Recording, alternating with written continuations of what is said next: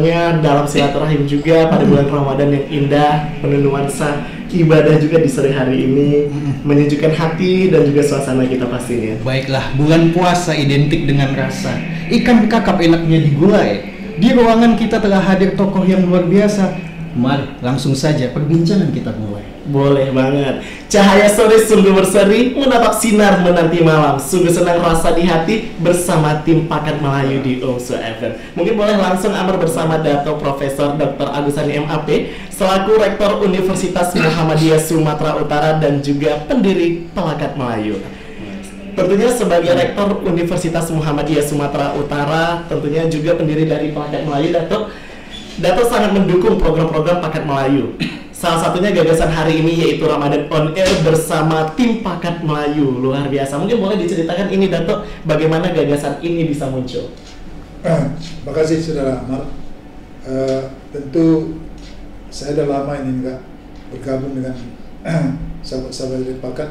Maka kebetulan pada hari ini kita dengan OMSU FM 101,6 MH, sentralnya anak muda, maka saya pantas dulu menyapa para pendengar dari seluruh daripada OMSU FM dengan sebuah pantun, air beriak tanda tak dalam, air terjun seperti berlian. Izinkan saya mengucapkan salam untuk para tokoh Paket Melayu sekalian. Dia senamar, kami ini kan ada 9 orang, tapi sekarang ini baru bisa berada di studio baru sekitar 6 orang. Mudah-mudahan nanti para saudara-saudara kami ini akan siap bergabung. Terkait dengan pertemuan pada hari ini, era merupakan sebuah semacam komitmen ini. Karena Paket Melayu itu kami bersama-sama untuk menaburkan bagaimana Paket Melayu ada. Itu tak banyak orangnya, hanya sekitar 9 orang. Dan ini sampai saat ini masih tetap eksis. Dalam rangka bagaimana kita ingin Melayu ini tidak tenggelam. Khusus kami yang bergerak di bidang pendidikan. Maka sejalan dengan pertemuan hari ini, sebetulnya kami setiap saat, biasanya 1 kali sebulan itu pada pertemuan. Tapi setelah COVID dan juga sudah cukup lama kami tidak bertemu, maka begitu bulan Ramadan datang, dengan adanya keterbukaan yang bisa kita berkumpul, maka kami mempunyai gagasan bagaimana kalau kita bersilaturahim di bulan Ramadan ini memanfaatkan fasilitas pertama OMSU FM untuk kita sambil menyapa para saudara-saudara kita, sambil juga kita nanti berkumpul untuk berdiskusi. Maka gagasan inilah saya sampaikan kepada para sahabat-sahabat saya, terutama kepada Prof. Johara Dipin sebagai Datuk Penghulu kami, Datuk Jenderal, dan juga Datuk Khairil, Datuk Wihal, Datuk Ansari Yamama, dan Datuk Sayan, Datuk Ismail, dan Datuk Azizul. Maka Alhamdulillah inilah yang kita lakukan. Kami melakukan gerak cepat bagaimana melaksanakan konfirmasi kepada para datuk-datuk ini. Alhamdulillah sepakatlah kita pada hari ini untuk melaksanakan kegiatan. Jadi inilah intinya bagaimana saya sebagai juga salah seorang juga pendiri Paket Melayu dan tokoh Melayu memanfaatkan fasilitas yang ada. Kebetulan saya sekarang ini memimpin Universitas Muhammadiyah Utara. Kenapa ini tidak kita manfaatkan? Inilah yang kita lakukan pada pertemuan sore ini. Alhamdulillah inilah kami pada hari ini sambil berkumpul, mungkin nanti berbuka puasa bersama, terus berbincang-bincangan lain kita katakan pada hari yang berbeda ini.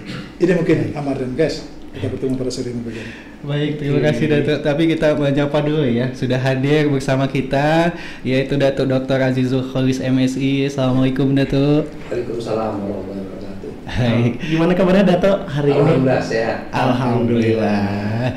Baik, mungkin kita ke Datuk Profesor Dr. Johar Arifin Husin ya, terkait dengan bagaimana pendapat Datuk kalau di bulan puasa itu dikaitkan dengan pembentukan sumber daya insani yang akhlakul karimah, Datuk. Ya, Alhamdulillah ya, kita dikasih Allah 1 bulan yang sangat mulia itu Ramadan. Ini rahmat yang luar biasa yang harus kita syukuri.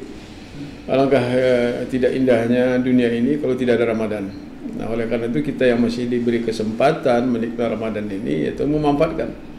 Ya 7 Ramadan ini banyak sekali ya. Di samping solidaritas, kita tahu bagaimana sakitnya orang lapar, kemudian menambah ketaatan kita kepada Allah. Apa kewajiban-kewajiban kita cari pada saat Ramadan ini, dan apa lagi yang harus kita kerjakan. Kita kerjakan Ramadan ini, karena Ramadan ini kan 1 bulan Allah melatih kita.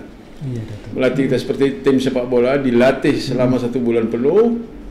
Tentu ada perbedaan kita sebelum Ramadan dan kita sesudah Ramadan. Tentu lebih baik. Seperti orang di TC sepak bola, sebelum TC tentu kemampuannya sekian, tapi setelah TC tentu akan lebih. Jadi sangat rugi jika ada orang yang setelah Ramadan ya, amal ibadahnya tidak sebaik dia sebelum Ramadan, itu sangat rugi. Jadi kita harus lebih baik. Kenapa sebulan ini kita perlu konsentrasi penuh beribadah? Allah melatih kita. Ya, kita melatih mata kita, hidung kita, semua anggota tubuh kita sesuai yang diinginkan Allah. Nah, setelah Ramadan ini kita kerjakan, karena 11 bulan kita perang dengan iblis dan setan yang mengajak kita untuk ke jalan yang tidak benar. Maka kita akan menang terus, karena kita sudah terbiasa di Ramadan. Lapar pun aku sudah tahankan, aku tetap beribadah. Ya, ngantuk pun aku tetap tahankan, tetap beribadah. Ya, apa nanti luar Ramadan tidak ada lapar, tidak ngantuk, tentu lebih kita menikmati Ramadan itu. Ya. Nah, tentang Pakat Melayu ini bukan organisasi. Jadi adalah kita inisiatif, ya, tokoh-tokoh ini kita inisiatif membuat kegiatan mengumpulkan seluruh organisasi Melayu, masyarakat Melayu, tokoh Melayu. Itu kita laksanakan tanggal 26 Oktober ya, 2019. Kenapa tanggal 26? Karena menurut riwayat Allah Alam, di situ Amir Hamzah, Tunggul Amir Hamzah, waktu jelang Kongres Pemuda tahun pertama tahun 1928, ya, pada tanggal 28 Oktober itu, tanggal 26-nya mengajukan untuk satu Indonesia harus bersatu dengan bahasa. Dia mengajukan bahasa ibunya, bahasa Melayu. Terjadi perdebatan yang seru, tapi akhirnya diakui itu. Jadi maka pada tanggal 28 diumumkanlah salah satu keputusan Kongres Muda itu, bahasa Melayu sebagai bahasa persatuan. Maka kita ambil tanggal 26 itulah hari. Kita nanti mungkin mengajak lagi teman-teman tokoh-tokoh Melayunya. Hari Melayu kan belum ada di Sumatera Utara. Kita nanti mengusulkan 26 Oktober itu jadi Hari Melayu, tapi ini masih wacana, ya, tapi belum ada putusan. Insyaallah. Jadi teman-teman kita ini memang banyak memikirkan bagaimana kondisi Melayu.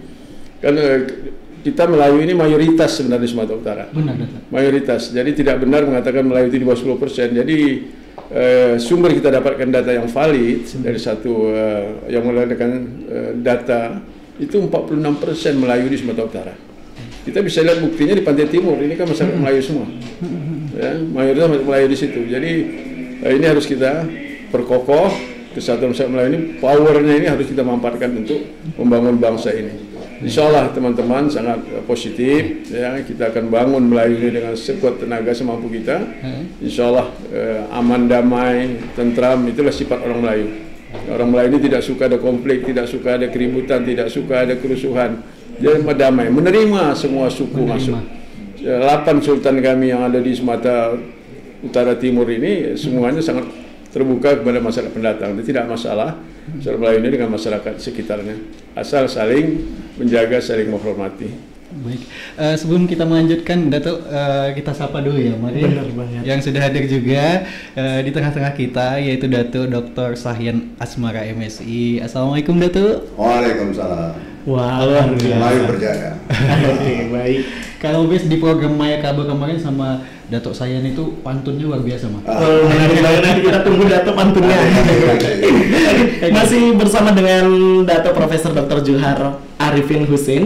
Tentu ini perbincangan yang menarik tadi, identik dengan Melayu. Nah, seperti yang kita ketahui, bahwasannya Paket Melayu yang digagas dan juga dideklarasikan pada Oktober 2019 dan menghasilkan beberapa maklumat di bidang keagamaan, budaya, pendidikan, politik, sosial, ekonomi, serta pembangunan. Nah, Datuk, setelah hampir 3,5 tahun ini berdiri, bisa dijelaskan sudah sejauh mana kira-kira kinerja dari perjalanan Paket Melayu? Ya, kita memang semangat sekali ya, karena waktu itu dihadiri oleh hampir semua lapisan masyarakat Melayu. Kemudian juga para dulu yang Maha Mulia, para sultan juga hadir, gubernur hadir. Kita sangat sepakat. Nah, sayangnya Allah mencoba kita, begitu kita selesai tahun itu langsung ada COVID. Jadi agak senggang mana yang bisa kita jalankan. Jadi program-program yang bisa kita laksanakan tanpa melanggar protokol COVID kita jalankan, seperti beasiswa, kunjungan, bantuan segala macam itu kita laksanakan.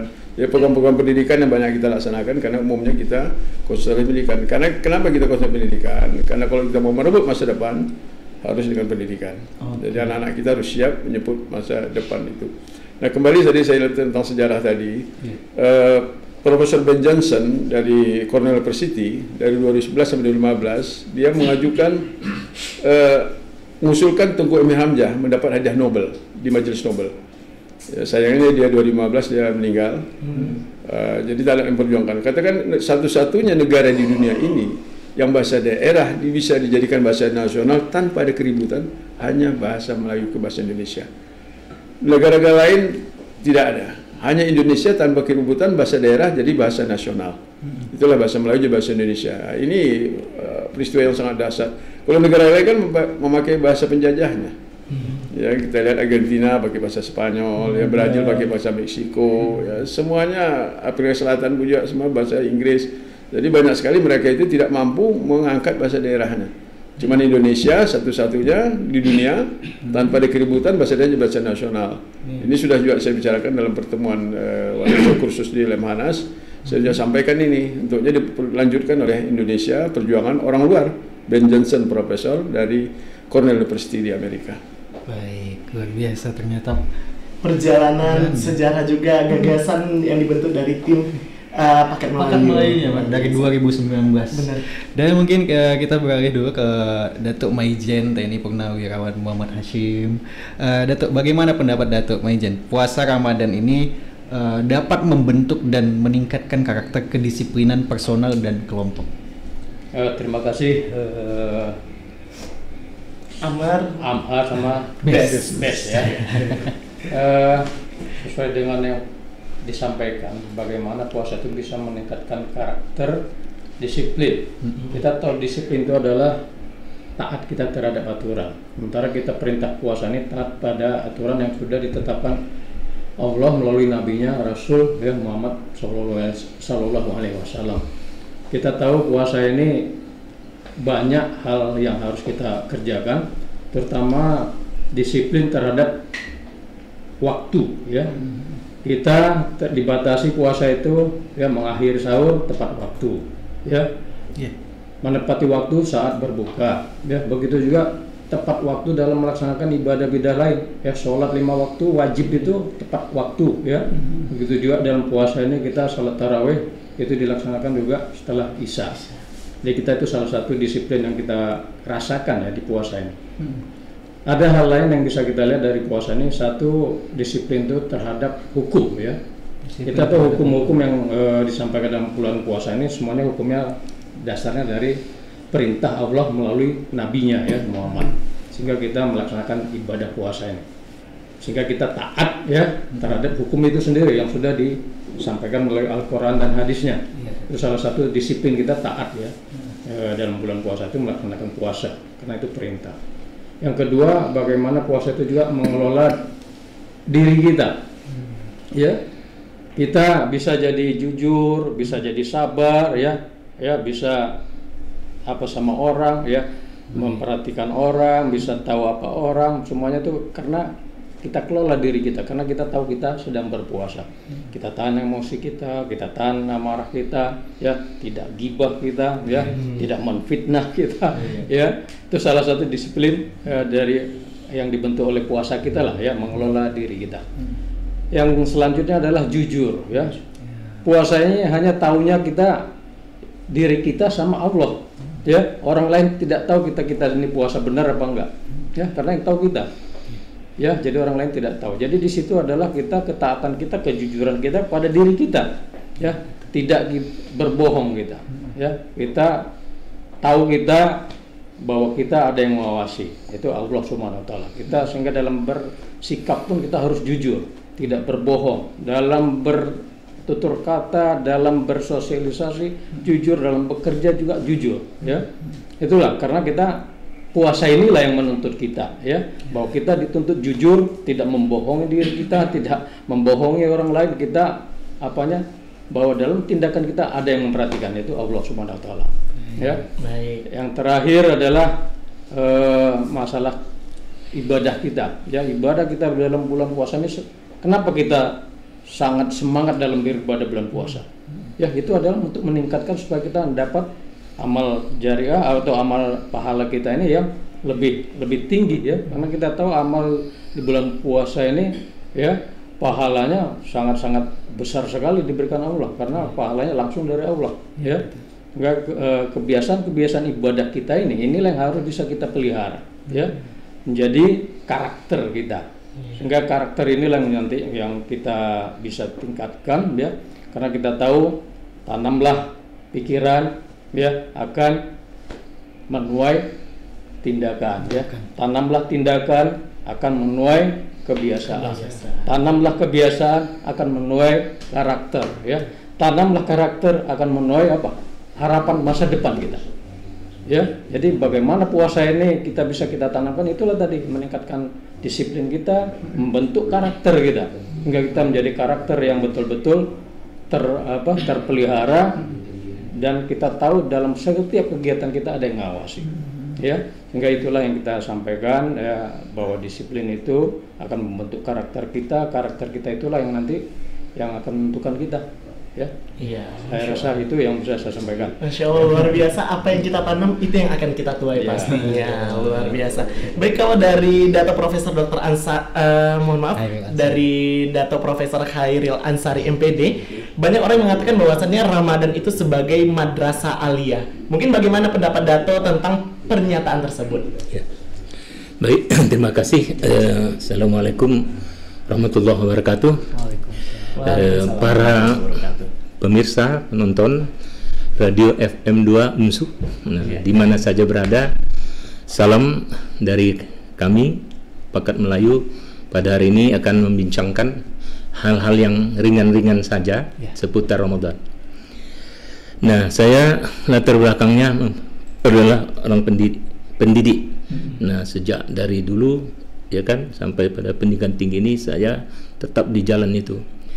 Ada yang keagungan Ramadan ini selalu disebutkan ya kan, Syahrut Tarbiyah, bulan pendidikan. Jadi kalau saya telusuri, bukan hanya bulan sebenarnya, dia adalah sebuah sekolah atau universitas. Nah, mengapa saya katakan begitu? Walaupun dia 30 hari ya, tetapi ketika usia kita ini ada sampai liang lahat pun kita akan melaksanakan Ramadan. Nah, jadi itulah saya katakan ini lebih hebat dari universitas ya kan. Nah, ataupun sekolah atau madrasah yang ada saat ini di dunia ini gitu. Mengapa? Karena universitas yang maha tinggi ini Allah yang membentuk kurikulumnya. Kalau kita berbicara kurikulum di dunia ini tak pernah selesai ya kan, mengikuti perangkat. Nah, Indonesia sendiri tahun 1955 pertama kurikulum lahir, terus 68, lanjut lagi 75, lanjut 84, 94. Nah, lalu mungkin saudara Bes dan Amar tahu sekarang kurikulum Merdeka lagi namanya ya kan. Selalu tak puas kita gitu. Nah, tetapi kurikulum Ramadan tak pernah berubah, tidak pernah diubah. Karena siapa pendesainnya? Desainernya ada Allah SWT, Maha Pencipta gitu, dan Maha Sempurna. Jadi masalahnya tadi kurikulum itu dari dulu ya, sejak diturunkan surah Al-Baqarah ya 183 ini ya, kita tahun berapa Hijrah itu sampai sekarang ini dia berubah-berubah. Nah, tidak. Tetapi dia tetap bisa kita mengikutinya terus kapanpun gitu. Nah, jadi apa saya analogikan seperti ini tadi? Nah, apa kepentingan pendidikan sekolah madrasah ini dalam konteks kemelayuan? Ya, artinya masyarakat Melayu ya, artinya kita harus kembali menyadari di dalam bulan Ramadan ini agar kita kembali kepada literasi ya, konsep literasi Al-Qur'an. Nah, ini yang mau saya membahas.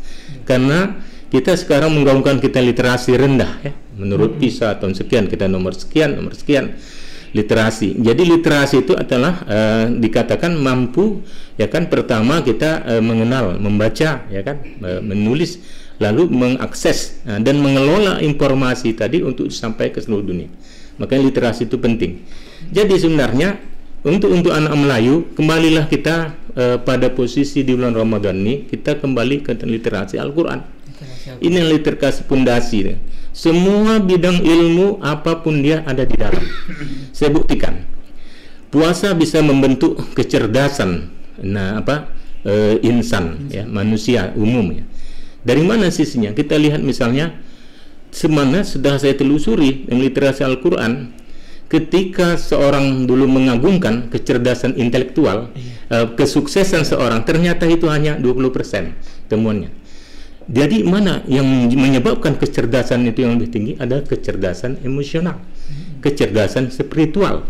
Nah, jadi kalau kita tilik tahun 1983, waktu itu kita dikejutkan dengan sebuah ahli dari Harvard University, Howard Gardner namanya.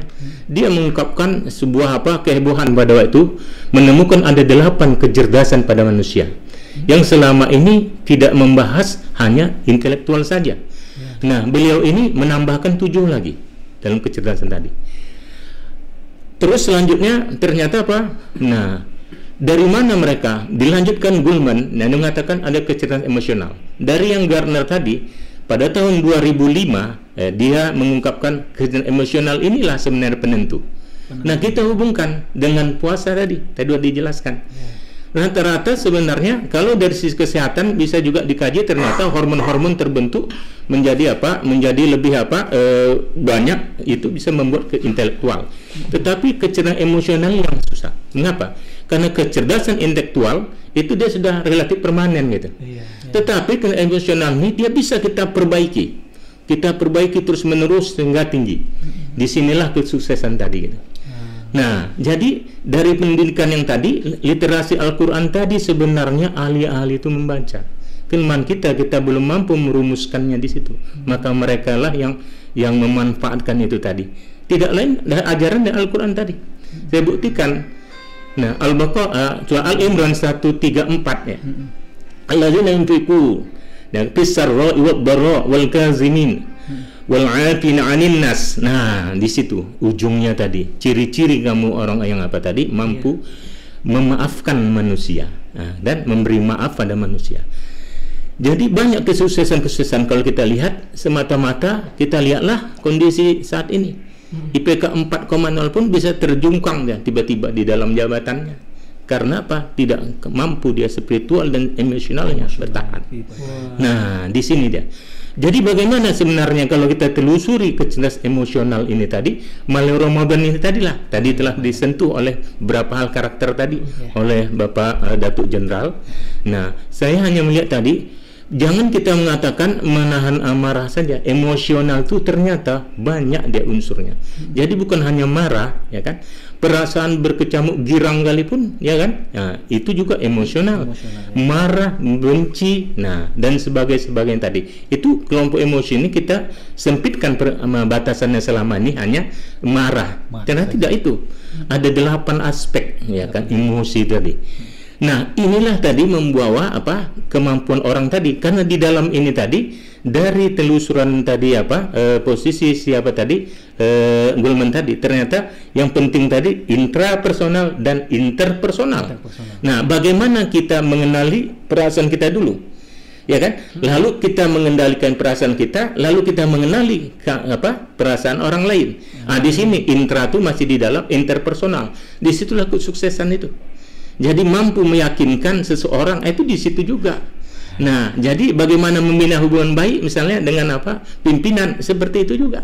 Nah, jadi ini benar-benar harus melalui Ramadan ini tadi kita masuk ke dalam melatih itu tadi. Tapi bukan persoalan marah saja tadi, emosi tadi banyak gitu. Nah, jadi kalau ini memang sifatnya sudah diteliti, dia tidak permanen. Dia bisa terus berdinamis, berkembang dia terus menerus. Nah, saya pikir ini dari saya. Jadi menarik banget ya kalau bahas bulan Ramadan ini bulan pendidikan. Apalagi pemaparan seorang Datuk Profesor Hairul Ansari ini luar biasa, Mas. Benar banget. Nah, mungkin kita berlanjut ke Datuk Profesor Dr. Subhilhar MA. Mungkin ini sedikit berbincang. Ini Datuk. Nah, bagaimana kalau menurut pandangan Datuk menciptakan Ramadan sebagai sarana melahirkan insan yang santun dan bermartabat? Ya, terima kasih. Assalamualaikum warahmatullahi wabarakatuh. Waalaikumsalam warahmatullahi wabarakatuh. Bersyukur kehadirat Allah Subhanahu wa taala kita dapat hadir untuk berbincang di UMSU FM. Universitas Muhammadiyah Sumatera Utara. FM-nya apa? Dia jago frekuensi modular. Karena ada FM-nya. Oke. Saya sederhana aja bahwa setiap kita berpuasa, bulan puasa, kita menyambutnya dengan hati yang gembira. Padahal kita akan menghadapi lapar. Apakah itu normal? Normal nggak itu? Kita tahu bahwa kita akan menghadapi bulan puasa yang akan menghadapi kelaparan dalam tanda kutip. Tidak normal. Tapi itu kita lakukan karena kita yakin bahwa suatu saat sesudah kita lapar pasti kita akan kenyang. Karena ada hari raya mungkin ya, dalam khasanah kebiasaan kita hari raya itulah kita bergembira, makan banyak, ya, makan enak. Ya. Bagi yang kos bisa pulang kampung, ya kan, bertemu orang tua, makan makanan tradisional yang nikmat, gitu. Jadi puasa itu membuat kita hidup, gitu ya, hidup. Hidup mahasiswa dengan hidup seorang sarjana kan beda ya. Beda pasti ya. Beda ya. Tapi tetap sama sebenarnya. Bahwa kehidupan mahasiswa itu, demikian juga kehidupan pengajar itu, ya sama aja ketika bulan puasa. Setuju banget. Ketika bulan puasa. Ketika di luar bulan puasa dia tidak bisa sama. Nah, maka banyak makna ketika kita mengatakan bulan puasa datang, bulan Ramadan datang, itu adalah berkah yang harus kita syukuri setiap tahun. Dan harus kita rayakan sesudah itu. Sesudah itu apa? Hari raya.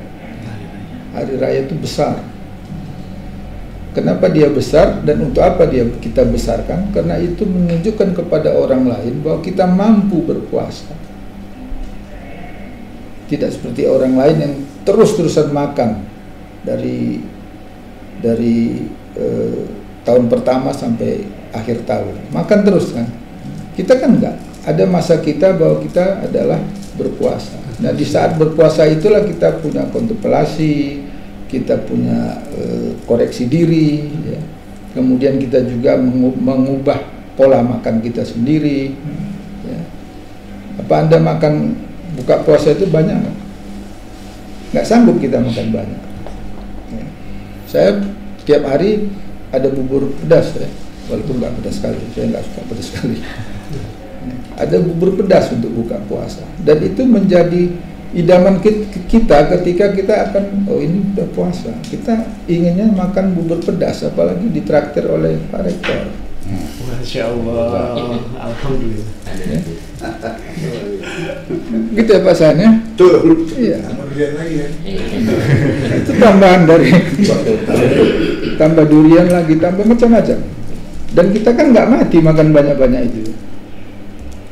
Tapi kita tahu bahwa kapan kita berhenti makan dan kapan kita makan ketika kita lapar. Jadi pola makan kita sebenarnya terhenti ketika bulan Ramadan itu untuk memperbaiki apa ya? Saya bukan dokter ya, tapi kehidupan saya itu ya begitu. Waktu puasa itu kita senang gitu, padahal kan kita akan menghadapi lapar itu. Ada yang nggak senang waktu mau bulan puasa. Senang pasti. Mungkin waktu kecil-kecil sekali ya, mungkin aduh kok puasa gitu ya. Tapi waktu zaman sesudah itu, kita berharap puasa itu datang setiap hari, setiap minggu gitu ya, untuk mendidik kita. Dan banyaklah di pembelajaran yang dikatakan oleh Prof. Ansari bahwa puasa itu memang mendidik kita untuk bisa menahan nafsu. Nafsu apa aja itu? Nafsu lawamah. Apa itu? Jelaskanlah lawamah. Nafsu yang tidak apa? Yang tidak, nafsu yang negatif.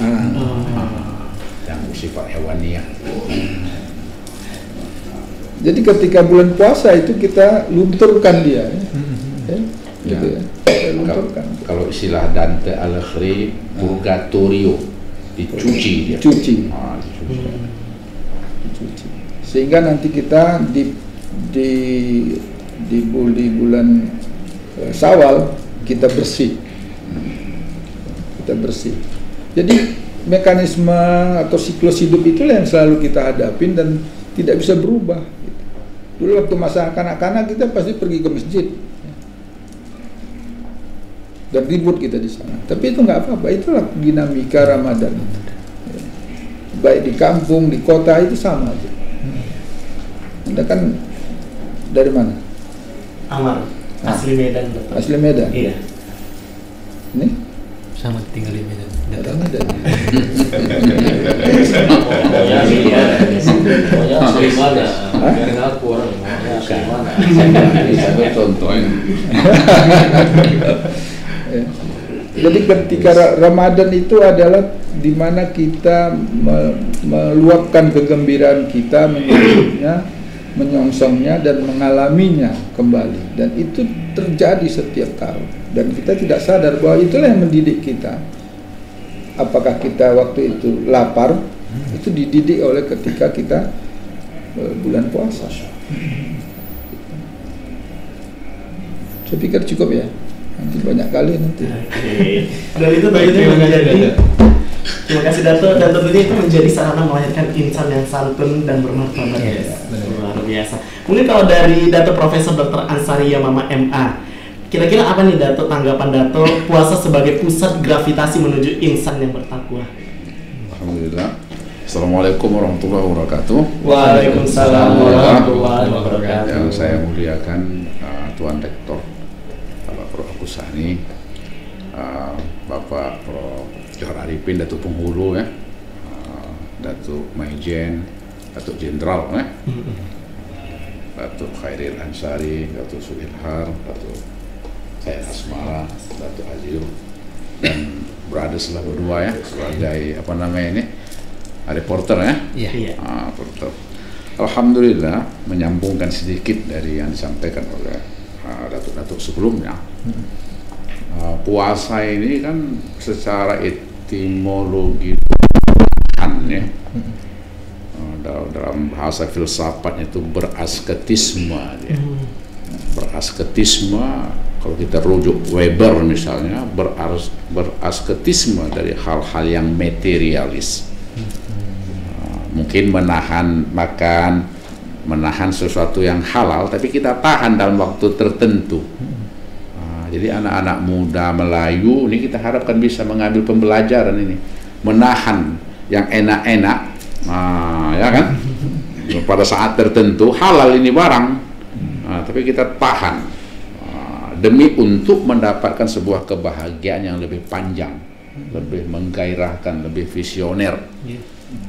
Kalau kita lihat puasa hari ini mungkin bagi generasi muda hari ini ya, termasuk khususnya generasi Melayu di kota Medan, Sumatera Utara ya, saya melihat barangkali ini puasa ini mungkin sudah masuk ke alam tradisional, artinya beragama berpuasa ini sudah menjadi tradisi semata, belum dapat mengambil pembelajaran yang berimpact kepada kehidupan, rancangan masa depan.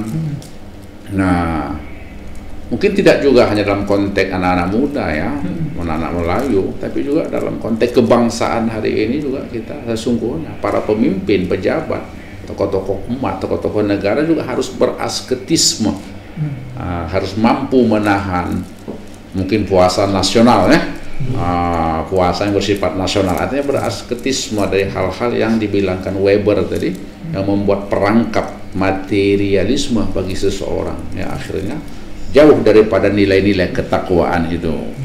Nah, tentu saja puasa ini kan membangun karakter salah satu itu.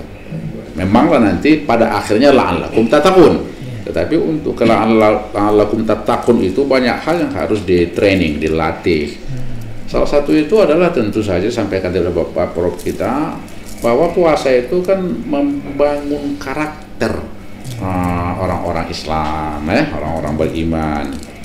Ini sebenarnya orang beriman ini kenapa orang beriman? Orang beriman itu salah satu makna beriman itu orang yang merasa dimonitor oleh Allah. Kalau kita dimonitor, mana berani macam-macam. Kalau puasa ini kan perkara gaya aja ini. lemas-lemas awak berjalan ya kan, keringkan bibir tuh sedikit. Kalau itu kira-kira ini enggak ya ini. Itu dulu itu. Dulu kali ya. Dulu ya. Tapi kalau dimonitor oleh Allah, di mana pun you duduk, di mana pun you berada, you kan tak berani tambah 0,1 biji kan? Memang 0 ditambah, tapi kan you tak berani. Kenapa? You merasa dimonitor. Nah, karena itu karakter yang dibangun. Jadi salah satu karakter yang dibangun itu al-muttaqun itu sesuai dengan surah Al-Imran, wasari'u ila maghfiratin ilal akhir lil muttaqin alladzina yunfiquna fis sarra'i wa dharra. Artinya bahwa karakter yang dibangun oleh puasa itu menjadikan umat Islam itu berkarakter pemberi. Makanya orang-orang Melayu kan sejak dulu kan terkenal baik. Kalau kita datang pas jam makan pantang, kita tak makan. Alhamdulillah lah Datuk Rektor kita luar biasa. Dan belum makan kita. Ya, ini masalahnya ini masih berasketisme kita ini. Masih menahan sampai waktu nanti berbuka kan. Jadi dengan adanya karakter pemberi itu, umat Islam itu kan karakternya pemberi, bukan peminta. Makanya tangan di atas kata Nabi lebih baik tangan di bawah. Karakter pemberi itu dia perlu quality. Kalau karakter peminta dia suka yang murah-murah. Pemberi ini kan berkualiti, menuntut adanya produktivitas, ada produktivitas. Jadi itu teraplikasi dari orang yang kaya kepada orang yang fuqara. Paling tidak kasih berbuka, pergi ke masjid, kasih orang yang berpuasa itu bukaan. Ini kan banyak kita tidak pergi ke masjid tangan kosong, buka, pulang bawa bungkusan. Ini yang salah. Begitu. Harusnya bawa kue dari rumah 1 atau 2 potong. Kasihkan. Jadi kita sudah sampai pada level menikmati. Orang senang makan kue bawaan kita. Kita pun merasa senang, dimakannya kue kita. 2 kebahagiaan kita. Tapi kalau datang tangan kosong, pulang bawa kue ke rumah, ini barangkali yang di bawah tangan apa tadi itu tangan belum bawa, bukan karakter yang dibangun oleh puasa itu. Oleh karena itu jika ada hal seperti itu, di sini terjalin hubungan relasi sosial yang elegan, eleganitas relasi sosial antara fuqara wal masakin. Orang kaya itu harus diproteksi. Fuqara wal masakin itu harus dicintai. Jadi orang kaya harus mencintai orang-orang fuqara wal masakin. Kalau you cinta, you kan harus memberi, menjaga, menyirami. Kalau you like it, you ambil, you buang, kan gitu nih kan. Tapi kalau you love something, Anda akan menjaganya, menyuburkannya. Tugas kita yang fuqara wal masakin memproteksi orang-orang kaya. Tugas kita orang-orang yang kaya ini mencintai apa namanya itu? Orang-orang fuqara wal masakin, termasuk anak-anak yatim. Ini bulan puasa ini adalah barangkali pelatihan bagi kita untuk membangun karakter itu. Dapatlah kita menjadi orang yang bertakwa, benar-benar bertakwa. Semoga amin. Demikian. Assalamualaikum warahmatullahi wabarakatuh. Waalaikumsalam warahmatullahi wabarakatuh. Luar biasa ya Bang ya. Benar-benar luar biasa dan tentunya menjadi penyemangat kita khususnya sebagai insan yang berakhlak mulia mencapai ketakwaan kita kepada Allah Subhanahu wa Ta'ala. Pagi ini udah Ramadan ke-12, perjuangan pun masih panjang nih kan? Panjang banget untuk menuju hari kemenangan. Nah mungkin kita beralih ke Datuk Dr. Sahyan Asmara MSI. Mungkin Datuk kita ingin bertanya terkait dengan puasa sebagai sarana pembentukan strategi memenangkan politik umat Islam ini. Gimana nih pandangan Datuk? Berat kan? Bohong kan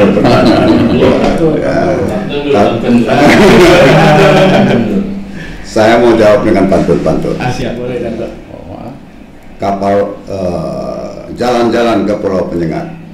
Di sana terdapat kawasan berikat.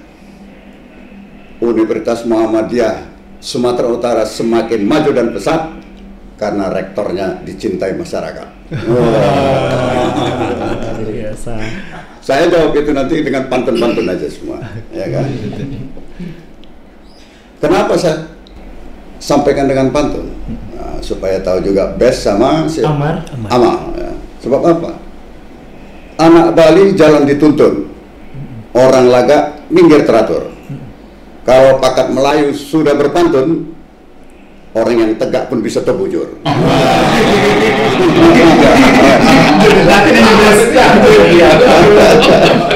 Kita masih tegakkan dalam puasa ini. Sebenarnya kan tadi sudah dijelaskan oleh para guru besar, profesor tadi.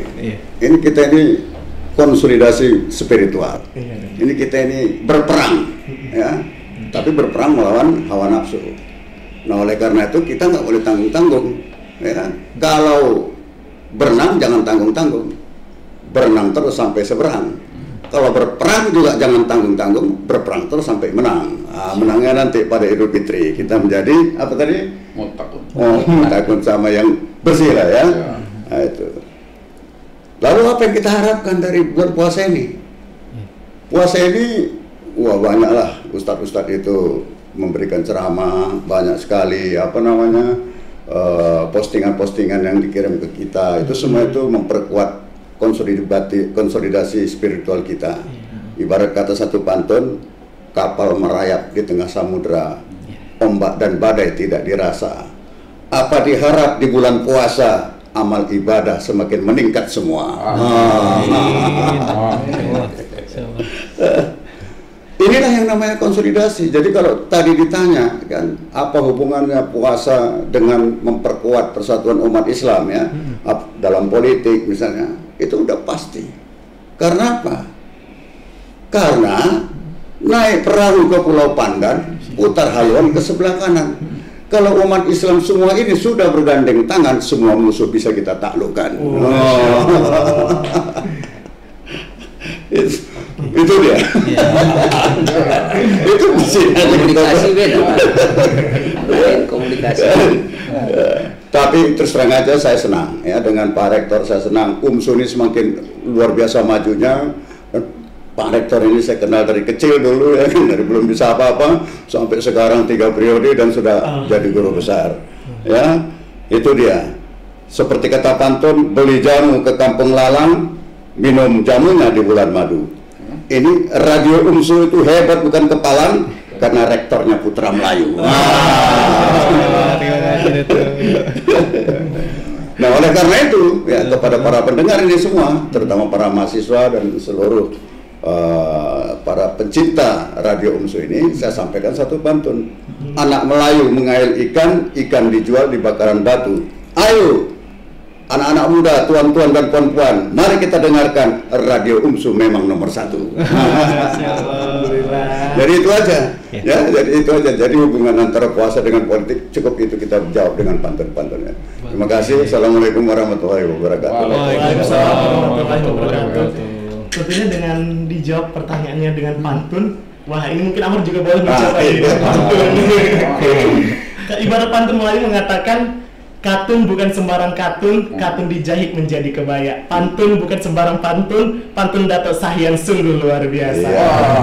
Karena apa? Parang patah jangan dicela, elok disepuh di bara api. Han Tua Bijak selalu berkata, takkan Melayu hilang di bumi. Luar biasa.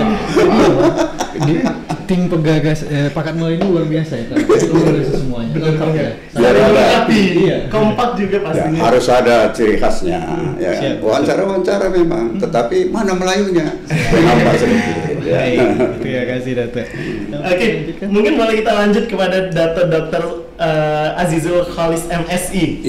Mungkin boleh kita bertanya bagaimana tanggapan Dato' puasa sebagai sarana menggeliatkan ekonomi umat. Ya, terima kasih. Tapi sebelum berbicara tentang ekonomi umat, di sini saya perlu menyampaikan bahwa saya adalah yang paling bungsu di grup Pakat Melayu, paling bontot. Bahkan kalau secara tutur itu saya bisa tutur anak, bisa tutur adik, bahkan bisa tutur cucu. Kan itu paling kecil. Tapi jiwanya jiwa muda. Tapi ya alhamdulillah kalau saya datang ke UMSU ini ada dua ya. Yang pertama terharu, yang kedua bahagia. Kenapa? Karena saya adalah anak UMSU yang dilahirkan di UMSU, alumni UMSU, dan Datuk Rektor adalah dosen saya, guru saya, yang selama mahasiswa juga menjadi panutan contoh bagi kami. Ya, alhamdulillah dengan berjalannya waktu Datuk Rektor sehat terus membangun UMSU, dan hari ini anak UMSU bisa merasakan manfaat dari tangan dingin Datuk Rektor yang dulu kalau kami masih kuliah ya cuma lihat menara radio saja. Tapi alhamdulillah hari ini bisa masuk di dalam studio dan bisa menjadi salah seorang speaker dalam talk show. Ini luar biasa. Jadi tentunya sebagai alumni UMSU saya bangga ya. Saya bangga, kemudian sebagai alumni UMSU saya mendukung apapun kebijakan dan tidak peduli dan tidak mau mendengar apapun yang dikatakan orang terhadap UMSU sekarang. Karena saya melihat kenyataan, bukan melihat pemberitaan. Itu yang pertama. Baik, supaya saya jangan baper, kita kembali ke topik ya. Topik kita itu adalah mengenai ekonomi umat. Kalau bulan suci Ramadan ini adalah disebut juga dengan bulan keajaiban ya. Jadi banyak keajaiban di dalam bulan suci Ramadan. Kebetulan latar belakang saya ekonomi, saya akan tadi udah banyak dari latar belakang sosial, pendidikan agama, karakter, komunikasi ya. Kenapa dikatakan ini bulan ajaib? Sejatinya kita dalam keseharian kita itu memenuhi kebutuhan pokok kita, makan, minum, sandang, pangan. Tapi kalau kita katakan secara kebutuhan pokok yang selama ini kita makan satu hari 3 kali, berarti konsumsi kita itu kalau dalam teori ekonomi yang disebut dengan fungsi consumption itu 3 kali. Tapi kita di bulan suci Ramadan kita 2 kali, sahur dan berbuka. Tetapi secara expenditure, secara pengeluaran ini bisa lebih besar dari 3 kali. Kenapa? Coba kita lihat. Kalau sahur, kalau orang Melayu dia nggak bisa lauknya satu jenis. Banyak gitu ya. Harus banyak, ya kan? Kalau zaman dahulu atok-atok kita itu, andung-andung kita itu jam 2 udah masak. Karena dia tidak akan mau makan makanan yang dipanaskan. Dia harus ikan yang fresh, dimasak jam 2, jam 3, setengah 4, tahajud dan seterusnya dari sahur. Itu baru dari sisi lauknya, belum lagi dari sisi lampiran-lampirannya. Nah, pada saat berbuka, ya kan, kita ada takjil. Setelah itu ada lagi makan lengkap dengan lauknya dan ada lagi cuci mulut. Nah, ini unik ini.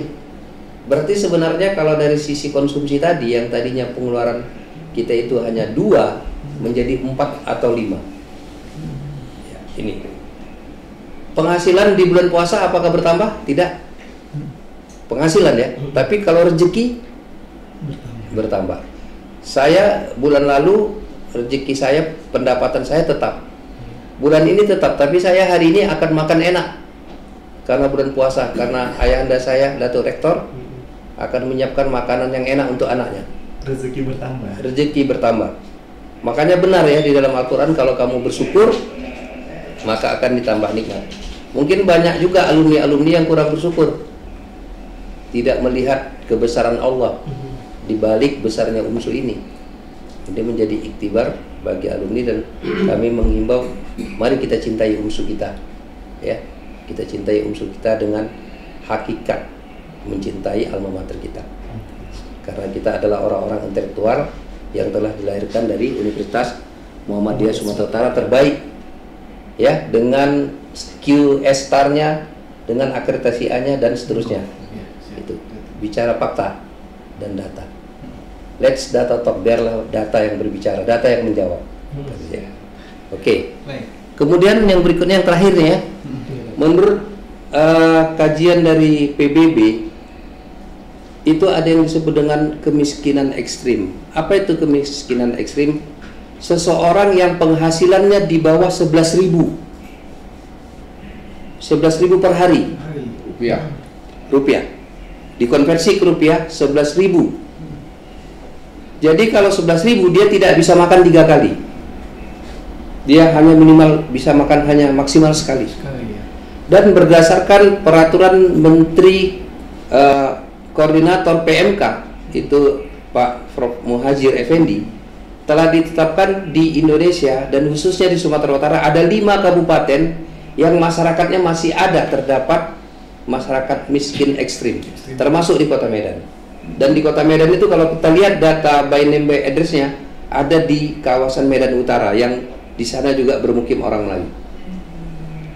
Tapi pada kenyataannya di bulan suci Ramadan ini tidak ada orang yang tidak bisa sahur dan tidak bisa berbuka. Berarti kemiskinan ekstrim yang berdasarkan riset data scientific method tadi terbantahkan dengan keajaiban bulan suci Ramadan yang merupakan bulan limpahan rezeki dan rahmat daripada Allah Subhanahu wa taala. Itu saya baru bicara satu sisi ya.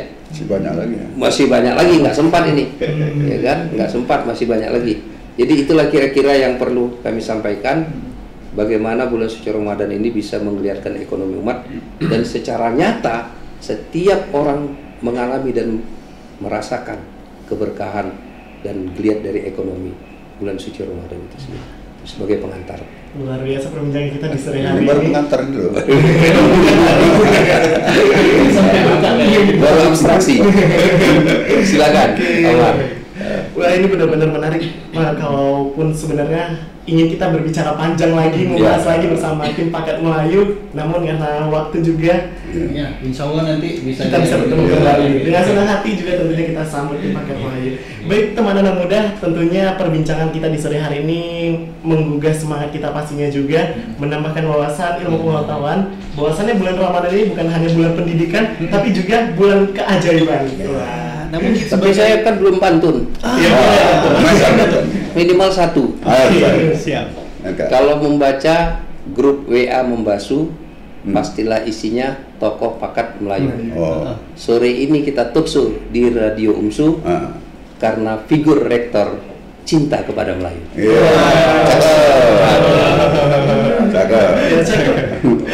Dan tentunya sembari juga sebelum kita tutup, mungkin ini menjadi closing statement terakhir sebagai atau juga pertanyaan penutup buat Bapak Rektor Universitas Muhammadiyah Sumatera Utara. Mungkin bagaimana peran Dato Profesor Dr. Agusani MAP sebagai Rektor Universitas Muhammadiyah Sumatera Utara sekaligus juga pendiri Pakat Melayu ini agar masyarakat Melayu, Pakat Melayu, tentunya agar masyarakat Melayu maju dan jaya seperti di masa lalu.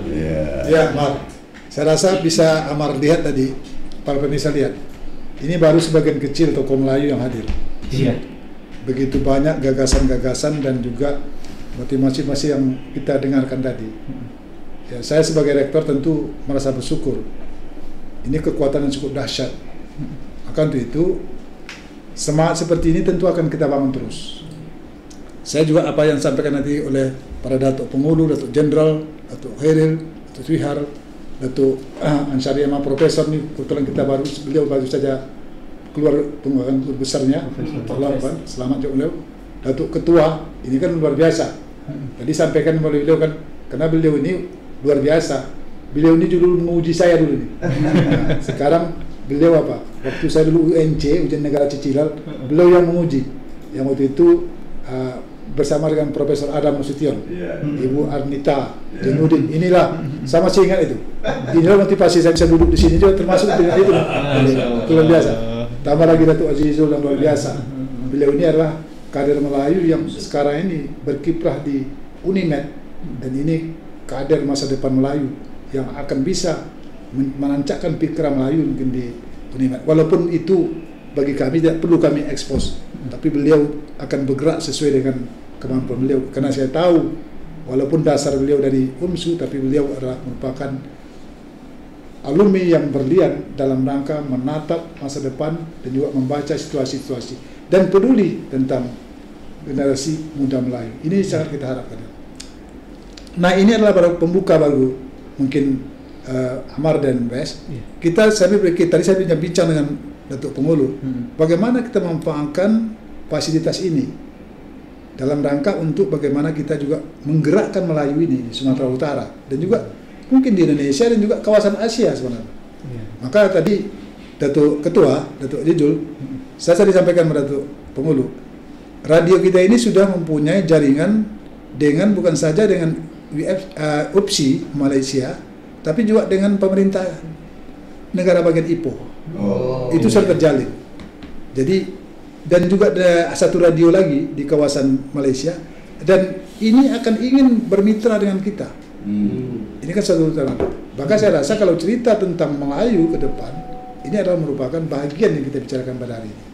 Maka untuk itu saya rasa ke depan mungkin Datuk Ketua yang akan tahu bagaimana mengatur jadwal-jadwal merupakan itu. Selain kegiatan action yang langsung yang sering disampaikan oleh Datuk Pengulu, menyentuh langsung ke masyarakat kita, generasi muda di bidang ekonomi, di bidang politik dan lain-lain, saya rasa itu bagian dari. Maka untuk itu saya rasa keberadaan Universitas Sementara tentu tidak terlepas daripada doa dan juga motivasi semangat diberikan oleh tokoh-tokoh Melayu kepada saya dalam rangka memimpin Universitas Sementara. Dan itu saya rasakan betul sampai saat ini. Dan saya juga berada di mana-mana, orang tahu bahwasanya saya sebagai seorang rektor adalah berasal dari Putra Melayu. Itu tidak bisa dinafikan. Maka apa yang disampaikan tadi dalam konteks pertemuan ini, ya memang kami berkumpul seperti itu, Amar dan Bes. Kami bincang-bincang, ya tentu berbincang-bincang tadi kami akhiri dengan makan bersama, melestarikan budaya kita sendiri. Nah, itu kan bukan kita di resto di mana, tapi kami melakukan itu. Kami makan pokoknya biasa, anyang itu sudah mulai tidak ada, ya kami pakai anyang. Kami makan dengan kue-kue Rasida itu kan juga bagian apa? Pulut juga dengan durian, serapa kan, tambah karinya juga, cara apa kan? Bubur pedas tadi ini bilang oleh Prof. Juwiara itu sebetulnya kita ini yang istimewa nih. Ini bubur pedas yang sore hari ini itu hasil karya daripada putra Melayu, Dokter apa namanya? Dokter Zainab. Ini kalau nggak kita sosialisasikan kan, ini kan potensi ekonomi tadi yang perlu kita apakan. Maka kita sekarang kita coba. Jadi ini sebetulnya banyak hal yang bisa kita putar di dalam pertemuan seperti ini. Terutama nih Datuk Jenderal ini Datuk Pengulu baru pulang nih. Pulang dari Inggris, pulang dari Makkah. Kan luar biasa kan. Ini kan belum lagi, itu sebagian besar baru. Ini nanti akan kita gali beliau kan, pengalaman beliau zaman ini. Jadi Amar dan Bes, saya berharap nanti ini radio ini akan bisa dimanfaatkan bukan saja mungkin bagi pakat, tapi hal-hal yang terkait dengan Melayu nanti tentu harus menjadi bagian yang harus bisa dimanfaatkan oleh radio kita ini. Mungkin saya rasa statement dari masing-masing harus kita minta nih. Yes, boleh. Karena harus kita putar statement, bagaimana statement pada hari ini, mungkin mulai dari tutup Pengulu sampai nanti harus kita apakan. Silakan Datuk. Ya, kita memang ingin ya masyarakat Melayu yang begitu besar populasi Sumatera Utara selama ini dikerdilkan. Sebenarnya data-data kita dapatkan Melayu lah yang terbesar penduduk di Sumatera Utara, terutama Sumatera Timur ini Melayu. Nah, oleh karena itu situasi sekarang ini kan istilahnya ya, berserak di atas terburai di bawah ini harus kita satukan. Jadi Melayu itu bersatu bersama membangun negeri. Jadi Melayu ini solidaritasnya luar biasa. Dia tidak peduli agama apa, suku apa, asal sama yuk sama kita bangun. Kita bangun negeri kita dengan cara bersama. Terima kasih. Terima kasih. Mungkin dari saya statementnya adalah bagaimana masyarakat Melayu ini kita bisa tampil dengan karakter yang khas Melayu. Ya, kita tadi sudah kita ambil puasa itu membentuk diri kita disiplin, ya, dalam segala hal, terutama taat terhadap perintah Allah dan Rasulnya. Itulah menjadi karakter kita. Memang Melayu ini semuanya mayoritas yang melaksanakan ibadah puasa kan, tapi karakter ini yang belum muncul. Tadi yang disampaikan oleh Prof Mama tadi. Itu mungkin dari saya. Ya, baik. Terima kasih. Jadi karena FM ini tentunya sentralnya anak muda. Jadi tadi yang saya sampaikan, hendaklah anak-anak udah Melayu nih ya, sudah jauh dia meninggalkan hal-hal adab budaya Melayu yang sangat tinggi gitu. Nah, jadi kembalilah ke sana. Dimulai dari mana? Sepertinya tadi Ramadan ini kembali kita ke zaman-zaman kecil kami dididik ya kan. Nah, kami baca Al-Qur'an gitu kan. Nah, terus muncul tulisan Arab Melayu. Nah, itu akan kita kembali supaya dia tertarik dia kembali kepada dasar-dasar Melayu tadi, karena Melayu itu adalah Islam. Saya pikir itu. Jadi saya berharap anak-anak muda kita ini bergairah ya, memandang ke depan, bukan berarti meninggalkan zaman masa kini, tapi mampu mengadaptasi ya kan, mampu modifikasi beberapa hal tadi untuk penilaian tadi. Katakan misalnya kita dengan ada gawai ini tadi, ya silakan di sini ada Al-Qur'an, kembali tak usah lagi Anda ke masjid di mana berada Anda bisa lihat. Kan seperti itu kita misalnya. Baik, terima kasih. Ini aja. Terima kasih juga Dato. Baik, mungkin langsung Dato Subhilhar ya. Oke, makasih. Ya, yang pertama kan kita mulai dari diri kita sendiri ya, untuk membangun apapun kita harus mulai dari diri sendiri. Apa yang sudah kita lakukan dan apa yang akan kita lakukan ke depan. Untuk membina atau terus-menerus meningkatkan nuansa Melayu itu tentu menjadi bagian dan tugas kita sehari-hari harusnya. Memang harus sudah kita biasakan ya. Jadi kalau anak-anak saya itu sekarang kalau pada acara apapun dia akan pakai telur belanga ya, termasuk saya juga gitu.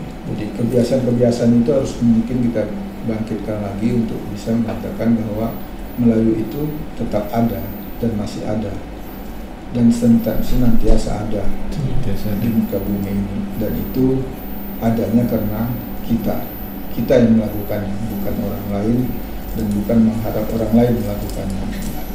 Jadi ini semua saya yakin semua juga kemelayuannya cukup tinggi, sehingga kita bisa, paling tidak kita bisa punya satu misi untuk membangun Melayu ke depan.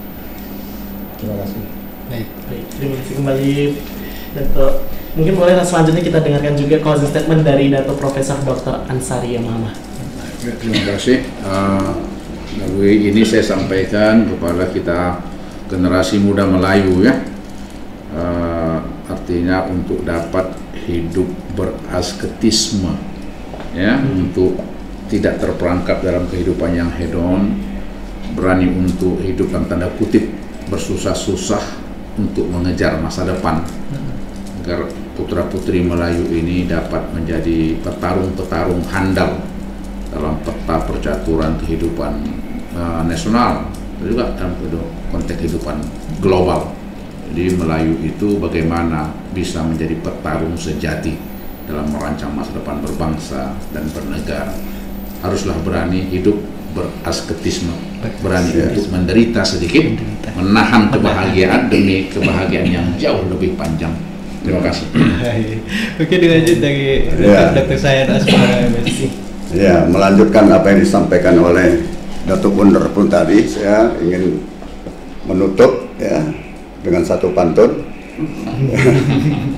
Kalau membelah buah cempedak, jangan dibuang, elok dimakan. Kalau Melayu sudah berkehendak, jangankan negara, dunia bisa kita taklukkan. Kuncinya harus konsisten. Ya. Kita harus tetap konsisten. Padi katakan padi, dedak katakan dedak. Jadi katakan jadi, tidak katakan tidak. Terima kasih. Luar biasa. Tidak terkalahkan pantun kemudian.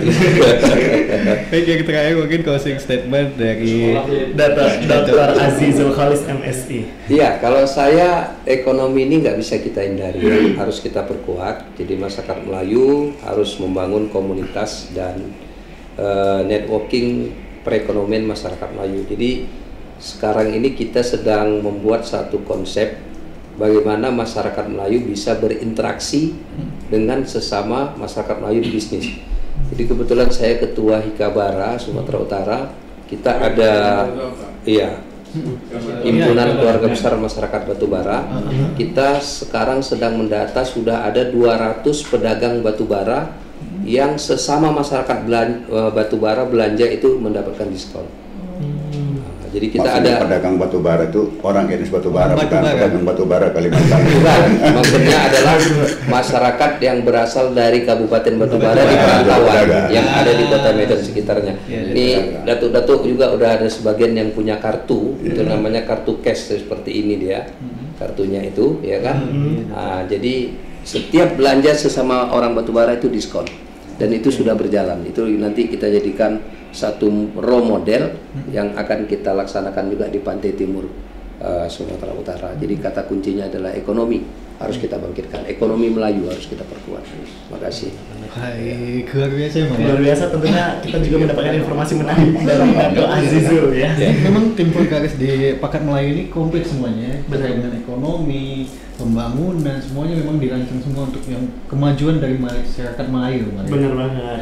Pastinya kita semua, khususnya kita generasi muda juga nih guys, harus tidak kalah, jangan kalah malu nih sama data-data yang hadir di UMSU FM. Tentunya kita harus juga bisa mengembangkan budaya Melayu juga. Amin. Dan tak terasa ya Maria. Ya. Ini kan kami kebetulan ini kan tadi saya bilang ini minus Datuk Ismail.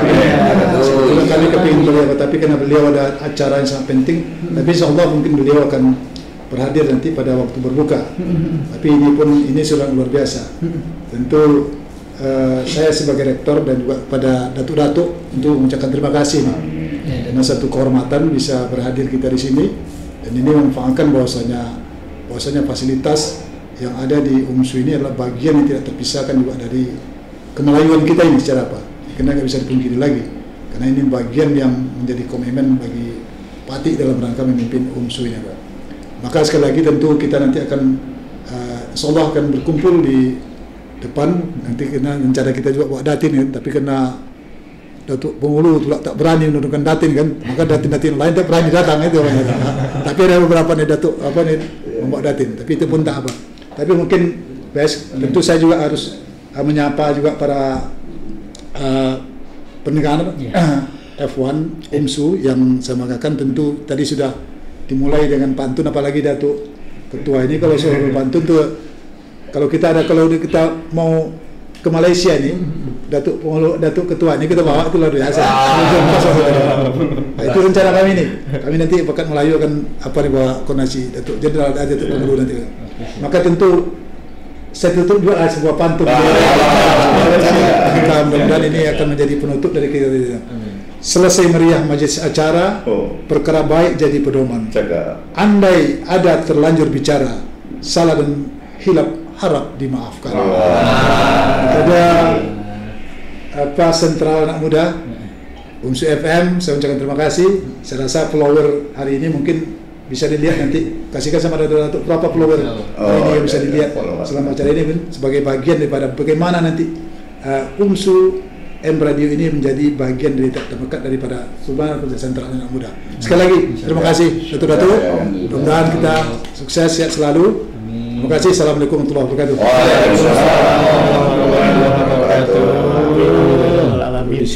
Ya, tentunya dari pembincangan kita di sore hari ini ya bersama tim Pakat Melayu, mudah-mudahan bermanfaat bagi kita semua dan dapat kita implementasikan dalam kehidupan sehari-hari. Dan semoga kegiatan-kegiatan dari tim Pakat Melayu ini berjalan dengan lancar dan banyak ide-ide terus disalurkan ya Pak. Iya, amin. Terkhusus di bulan puasa Ramadan tahun ini. Amin. Dan terima kasih untuk narasumber kita di sore hari ini ya Maria, dalam program Ramadan on Air bersama tim Pakat Melayu.